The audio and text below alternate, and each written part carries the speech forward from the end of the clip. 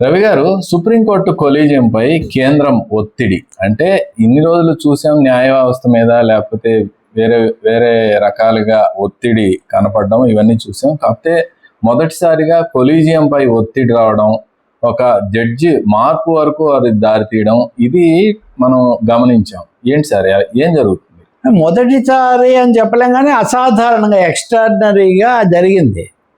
ఎందుకంటే గతంలో కూడా వీళ్ళు చేసిన సిఫార్సులు వాళ్ళు ఆమోదించకుండా అట్టి పెట్టడం, అలా 15 ఏళ్ళు 2 ఏళ్ళు అయిపోయి ఆ తర్వాత మళ్ళీ వీళ్ళే దాన్ని కొంచెం ఏదో అమెండ్ చేసి మళ్ళీ కొత్త జాబితాలో పెట్టినప్పుడు ఇంకోటి ఈ ఆలస్యం వల్ల ఇప్పుడు ప్రమోదం పంపించాలంటే వీళ్ళు ఆలస్యం చేయడం వల్ల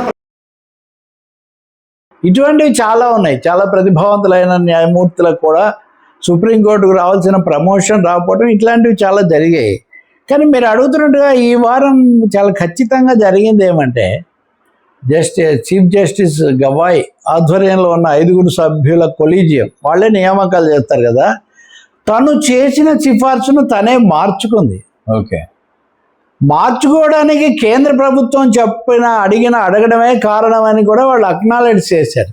ఇది కొంచెం ప్రత్యేకమైన పరిస్థితి. ఎందుకంటే ఆలస్యం చేయడము, అసంతృప్తి వెలిబుచ్చడం, మహానుభావులరా తొందరగా మీరు చేస్తే మా కేసులు పెండింగ్ ఆగిపోతాయని బతిమాలడం, ఇట్లాంటివి చాలా పరోక్షంగా జరిగాయి.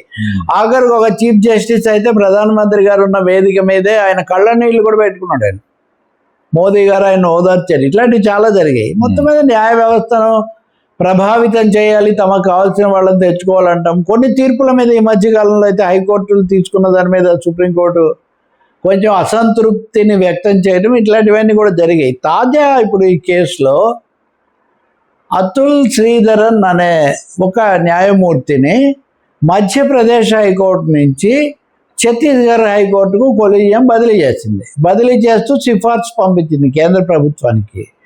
కేంద్ర ప్రభుత్వం అది చేయకపోగా వాళ్ళు ఈయనను మధ్యప్రదేశ్కు కాకుండా, మధ్యప్రదేశ్ నుంచి ఛత్తీస్గఢ్కు కాకుండా అలహాబాద్కు పంపిద్దాము, అలహాబాద్ హైకోర్టుకు పంపిద్దామని సూచించడంతో కొంచెం సమయం తీసుకున్నప్పటికీ కొలీజియం ఈ సిఫార్సును లేదా ఈ సూచనను ఆమోదించి ఆయనను అక్కడికి కాకుండా అలహాబాద్ హైకోర్టుకే పంపించింది. సో ఇది SC collegium changes judge posting on government objection, ప్రభుత్వ అభ్యంతరం వల్ల కొలీజియం మార్చడం అన్నది. This incident brings to four the increasing influence of centre which in the past has stalled or long delayed giving effect to 3-judge SC collegium decisions of recommending appointments etc. కాబట్టి గతంలో ఆపడాలు లేదా కొంచెం ఇబ్బందులు పెట్టాలి ఇట్లాంటివి జరిగాయి, కానీ ఇప్పుడు పూర్తిగా దాన్ని ఆమోదించి వీళ్ళు మార్చడం అన్నది ఒక కొత్త దశను సూచిస్తుంది అని ఇప్పుడు టైమ్స్ ఆఫ్ ఇండియాలో అన్ని పత్రికలు కూడా రాశారు. వీళ్ళు ఇంకొంచెం సూటిగా కూడా రాశారు. హైకోర్టు విషయంలోనే ఇది ఎక్కువగా వస్తుంటుంది. ఇంకో మాట కూడా ఇందులో ఈ రిపోర్ట్లోనూ బయట కూడా న్యాయ వర్గాల్లో అనుకుంటున్నారు. సుప్రీంకోర్టు జడ్జీలుగా చాలా పేర్లు వచ్చాయి.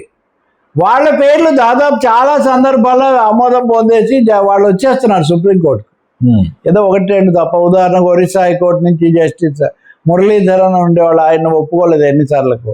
మద్రాసు హైకోర్టు నుంచి ఒకరిని ఒప్పుకోలేదు. ఇట్లాంటివి ఉన్నాయి, కానీ ఎక్కువ భాగం సుప్రీంకోర్టుకు వచ్చే వాళ్ళని ఒప్పుకుంటున్నారు, ఏదో ఏలిన వారు కేంద్రంలో.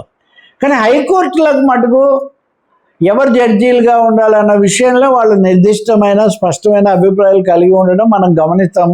వాటిని ఎన్ని రోజులు ఆపకపోవడం, కొన్నిసార్లు కొలీజియం అసంతృప్తి నిస్పృహ కూడా వ్యక్తం చేసింది. మీరు చేయకపోవడం వల్ల అర్హులైన వాళ్ళు ఆలస్యమైపోయి అవకాశం కోల్పోతున్నాం వాళ్ళ యొక్క న్యాయ పరిజ్ఞానాన్ని ఉపయోగించుకునేదని. ఈ వారంలో ఇంకొక విశేషం, ఇటీవల కాలంలో ఆంధ్రప్రదేశ్ హైకోర్టు నుంచి గతంలో బదిలీ అయినటువంటి కీలక తీర్పులు లేకపోతే కొన్ని సందర్భాల్లో వివాదాస్పదంగా మారిన 2-3 న్యాయమూర్తులు, అంటే ఇవన్నీ బహిరంగంగా జరిగినవి మాత్రమే చెప్తున్నాను నేను, ఇతర న్యాయవర్గాల్లో చర్చలు చెప్పట్లేదు. వాళ్ళు తిరిగి వచ్చారు.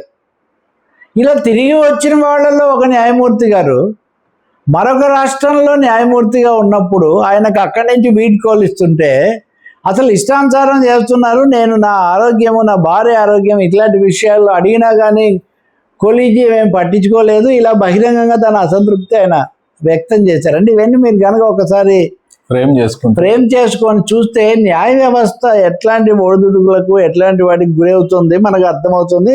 ఇంకా దీనికి క్లైమాక్స్ అసలు ఈ వ్యవస్థకు ఆధ్వర్యం అధ్యక్షత వహిస్తున్న భారత ప్రధాన న్యాయమూర్తి సిజేఐ గవాయి మీదనే ఒక న్యాయవాది చెప్పు మిశ్ర పాదరక్ష వేయడానికి ప్రయత్నించి సనాతన ధర్మం అంటే ఎవరైతే ఇప్పుడు పాలించే వాళ్ళు అదే జరగటం. కాబట్టి ఈ ఒడిదుడుకుల్లో ఇది ఒక ముఖ్యమైనటువంటి అంశంగా ఉంది. ఇప్పుడు అది కూడా విచారణకు వచ్చింది. సుప్రీంకోర్టు బార్ అసోసియేషన్ తరఫున ఈ చెప్పు విసిరిన ఘటనను కంటెంప్ట్ ఆఫ్ కోర్టు ధిక్కారం కింద పరిగణించి విచారించాలని కేసు వేసింది బార్ అసోసియేషన్. ఇట్లాంటివి జరగకూడదు, జరిగింది ఏదో జరిగింది, దాన్ని అక్కడికి వదిలేస్తే మంచిది కదా, దాన్ని ఇంకా సాగదీయటం ఎందుకని సిజిఐ కానీ బెంచ్ భావించారు ధర్మాసనం.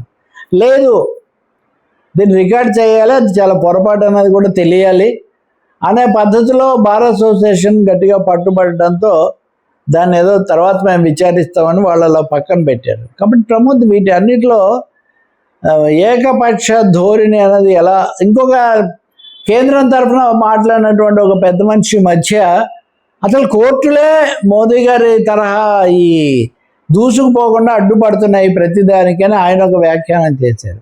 సో ఇవి కేవలం యాదృచ్ఛికంగా ఏవో జరిగాయని మనం చెప్పలేము.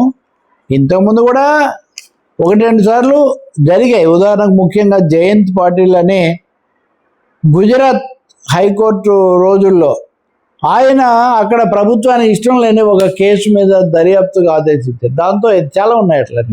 బట్ ఎనీవే ఇచ్చినటువంటి సిఫార్సును తీసుకున్న నిర్ణయాన్ని మార్పించి అలహాబాద్ అంటే should remember it is Uttar Pradesh. ఉత్తరప్రదేశ్లో కూడా ఎన్నికలు ఇవన్నీ జరుగుతాయి. పైగా దేశీయ ఎన్నికలను కూడా అది ప్రధానంగా ప్రభావితం చేస్తుంది. న్యాయ వ్యవస్థలో ఇతరులలో ఎలా స్పందిస్తారు. మూడవది అసలు కొలీజియం పద్ధతే తప్పు అని దిగిపోయిన ఉపరాష్ట్రపతి జగదీప్ ధంకర్ అనేవాళ్ళు చాలా తర్జనభర్జనలు ఉన్నాయి. కానీ న్యాయ వ్యవస్థ స్వతంత్రాన్ని కాపాడుకోవాల్సిన అవసరాన్ని మటుకు ఇలాంటి ఘటనలు మనకు తెలియజేస్తాయి. Right sir.